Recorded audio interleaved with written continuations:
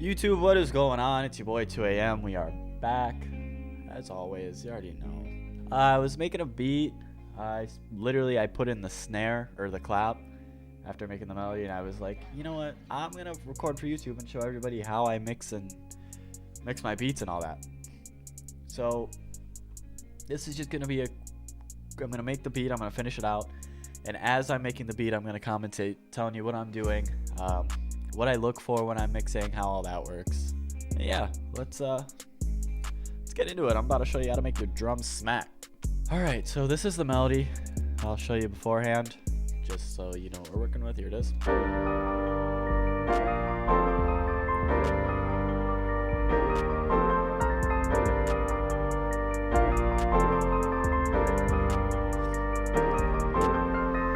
So when I first started this melody, I started with this piano.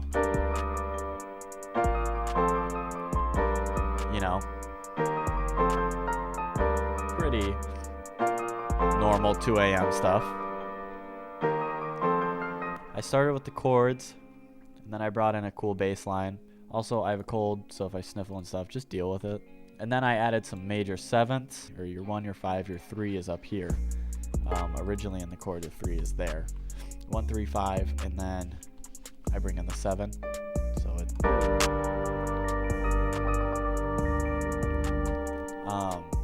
Yeah, I just add sevenths to spice it up, and then I add a little top line, and I always add this little thing right up here,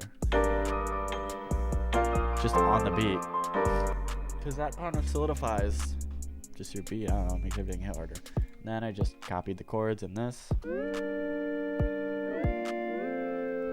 Simple, added an ARP, and then a bass. So when I go to mix these things, I bring them all to the mixer. First thing I do on every track is I cut out this bottom 100, 150 hertz to leave room for 808 and basses, whatever. And then I threw in some reverb on the piano. I don't know, just makes it a little wider, makes it sound nice, this thing. Threw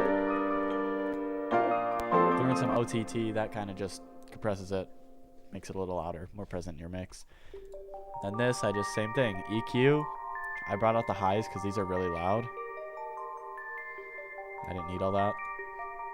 Brought in some reverb again, and then for the bass, a lot of it is done by ear, but I also watch the levels. I don't want the bass to be like originally it was up here, and you can see how much louder that bass is than everything. So I just turn it down until the bar, the actual dB meter, looks like it's around the average of the rest of them. That way your bass isn't overpowering. All right, so now that you know how I mix that stuff, it's time to bring in some drums. Let's do it. I'm just gonna make this quick, and I'll just tell you how I'm mixing it as I go. I'm just using a hi-hat MIDI because I'm lazy today. Deal with it. Bring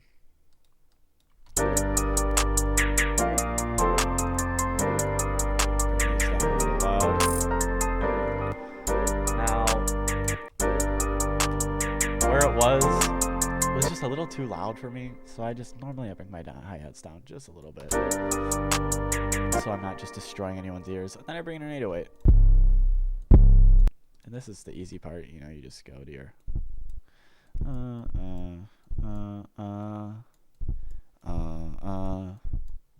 a lot of people do this. They bring the velocity all the way up like this. I don't do that. When a producer makes when I do that, I feel like my 808 just overtakes the mix.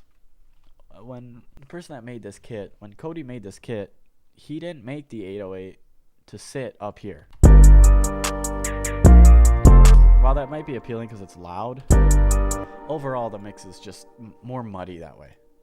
So it's not a great idea. Then I take a nice kick, something that's hitting hard, copy everything, and there you go.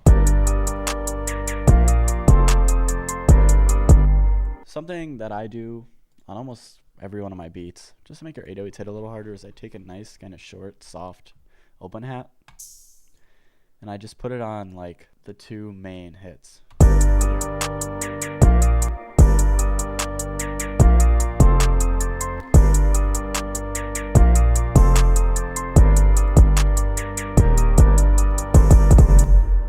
So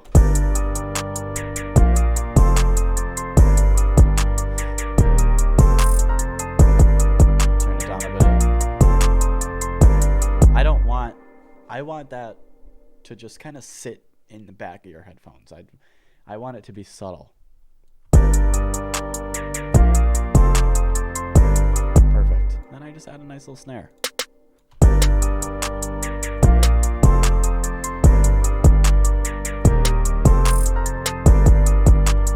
That'll work. A lot of times, what you need to really work on is your snare to clap ratio. Snare's louder. There you go. These snares, they're really punchy. A lot of times, they're louder than the clap, and that's not what you want. So now if we listen to just the drums.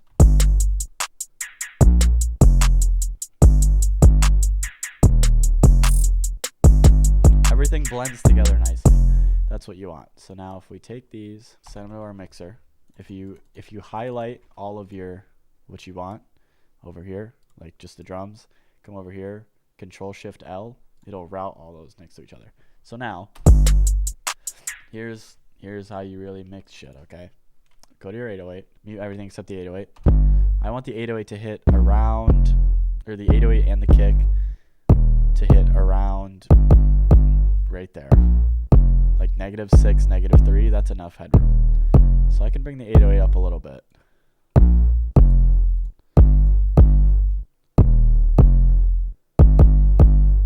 Nice.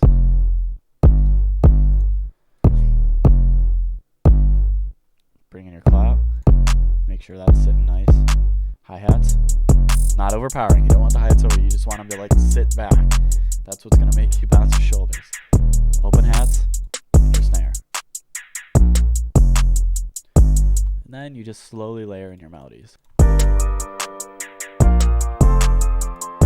Notice, my mix, I always want it to hit around 0. 0 to -3 is exactly where you want to be, because that's enough headroom for mastering and a vocal to sit above. That's what you want. There we are.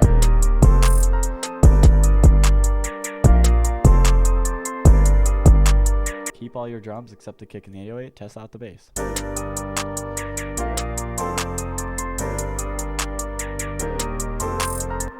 There you go. It's a lot of like making sure things sound good relative to each other, like the 808 and the open hat and the snare and the clap. None of this is overpowering, right? Bringing the hi-hats, they're not overpowering either. They just sit nicely. Everything blends together. Kick, snare, and then once again, just layer your melodies in one by one. That's it.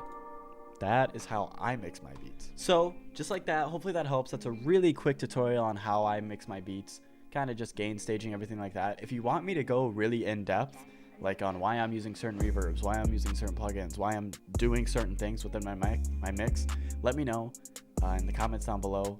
As always, BeatStore, 2ambeats.com, buy one, get one free. Twitter is 2ambeats, Instagram is prod2am. Make sure you follow me there. I appreciate you all. Peace.